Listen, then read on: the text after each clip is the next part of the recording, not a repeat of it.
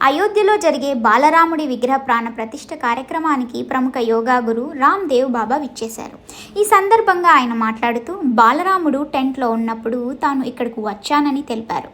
ఈరోజు బాలరాముడికి ఒక గొప్ప ఆలయం వచ్చిందని చెప్పారు. రాముడు టెంట్ నుంచి ఆలయంలోకి వస్తున్నాడని అన్నారు. విగ్రహ ప్రతిష్ఠ ముహూర్తం సరిగా లేదంటూ ప్రజలను భయపెట్టవద్దని రామ్దేవ్ బాబా అన్నారు. రాముడు ఎక్కడ ఉంటే అక్కడ పవిత్రత ఉంటుందని చెప్పారు. నిర్మాణం పూర్తి కాని మందిరాన్ని ప్రారంభిస్తున్నారనే విమర్శలపై ఆయన స్పందిస్తూ ఆలయ నిర్మాణం పూర్తి కాకుండానే ప్రారంభించడం అపరాధం అని కొందరు విమర్శిస్తున్నారని, రాముడు ఉన్న చోట అపరాధం ఉండదని చెప్పారు. సనాతన ధర్మానికి సంబంధించి ఈరోజు ఒక సరికొత్త చరిత్ర ఆవిష్కృతం అవుతోందని రామ్దేవ్ బాబా అన్నారు. రామ మందిరంలో రాముడి విగ్రహం ప్రాణ ప్రతిష్టతో రామరాజ్యం ప్రారంభమవుతుందని చెప్పారు. ఈరోజు దేశమంతా రామమయం అయిందని అన్నారు. సనాతన ధర్మానికి సంబంధించిన వేడుక ఇదని చెప్పారు. హిందువుల శతాబ్దాల కళ నెరవేరిందని అన్నారు.